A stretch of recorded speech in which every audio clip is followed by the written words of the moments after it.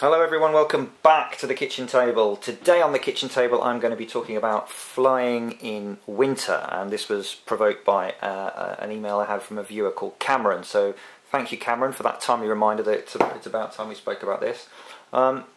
Before we go any further though, as those of you who are subscribers will know, we always have to discuss the beverage of choice. Today it is cold, which is another reason to talk about winter, and I need warming up, so I have a very long mug of coffee, so cheers. Oh. So, winter flying.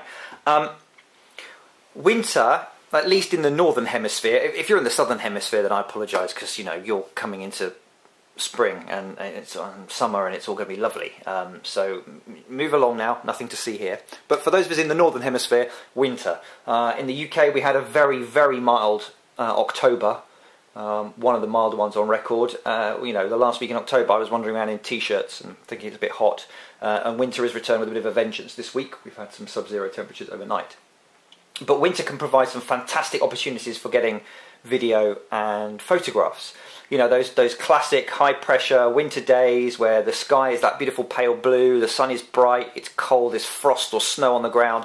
Awesome. And you get those still days as well. So in terms of getting quality images, it can be a really nice time. Lovely light in the mornings and the afternoons and all that good stuff.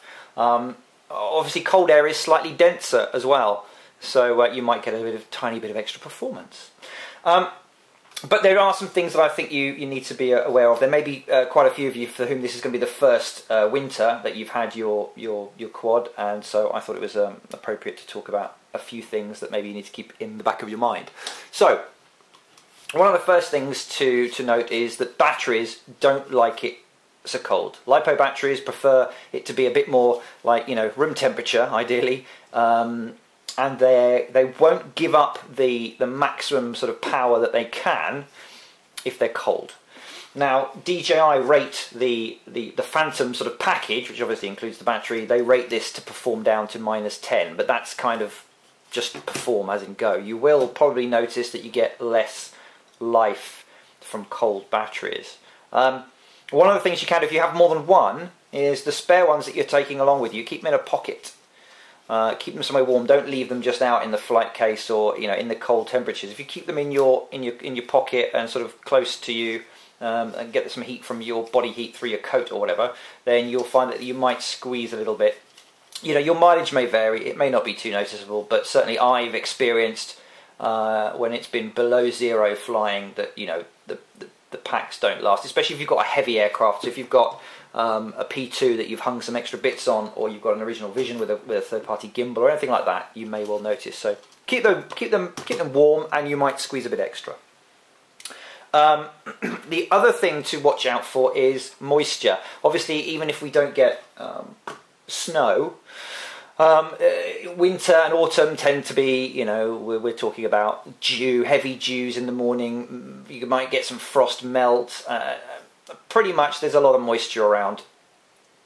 Your quad does not like moisture. It is not IP rated for any kind of water ingress, and it has holes in it at strategic places. If water drips onto your the boards inside, it can cause a problem, which is another reason why you shouldn't fly them in the rain. But you've got to be careful this time of year about also things like condensation. One of the issues that Cameron, who emailed me, had discovered that he had a problem in that he found that his gimbal was not working, and he hadn't crashed it or anything. What he discovered that he was taking off from very wet, dewy grass, and he discovered that a bit of moisture had actually got up in here. You see that there? Because this, of course, is the lowest point. So wet grass, a bit of moisture got in there, and that was enough to short that out. Now what he did was pulled that out carefully and cleaned it up with some alcohol solution, and all was well. But it is a good point. Now if you've got a hard flight case with a solid lid, brilliant takeoff platform, plonk it down there. The backpack that I've reviewed with a slightly softer shell case, that still works. You can put it on there, just need to sort of find a more level spot. The other thing you can do, I've done it in the past, I've seen other people do it, is carry with you something lightish and smallish that you can use as a takeoff mat. You can put down over a surface and stand that there, and at least you're keeping tall wet grass away. I've seen people use, it's called different names, but Corflute, Corex, that kind of plastic corrugated stuff they sometimes make signs out of is very lightweight.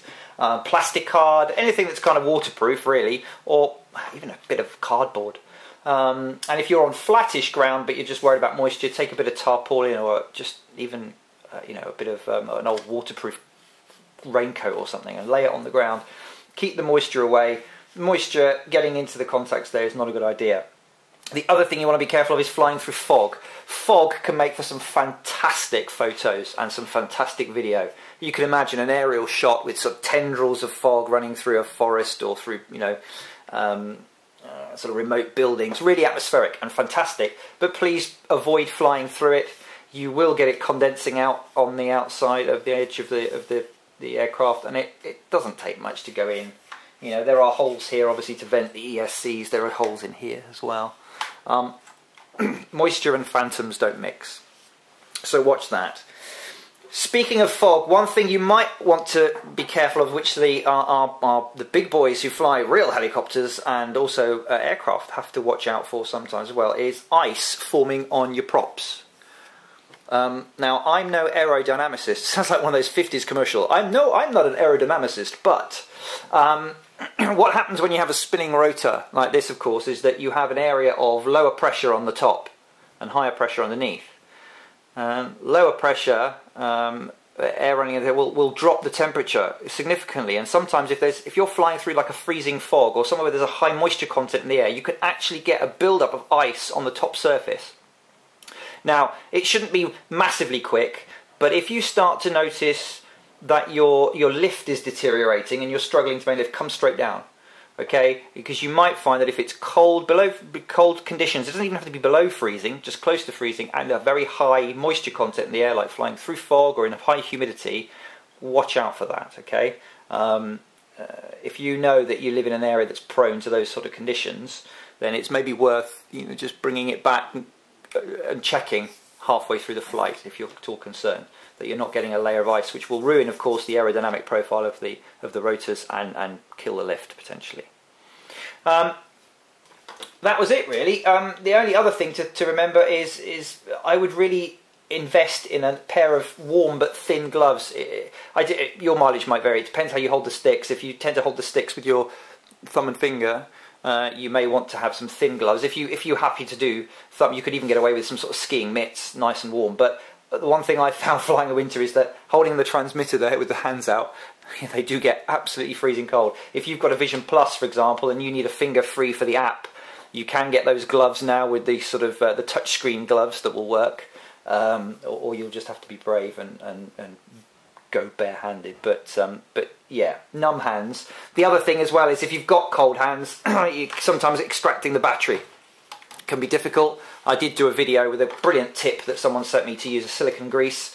I'll put a link to it around here somewhere, which means that I can do it so easily now. It clicks into place fine, and I can just so easily remove it with cold hands or with gloved hands. So that was a good tip for winter. I hope that's proved useful for some of you. Have fun flying in winter. Like I said, fantastic opportunities for some really, really great shots. And if it's your first winter flying, then be safe, watch out for wet stuff, and have a great time.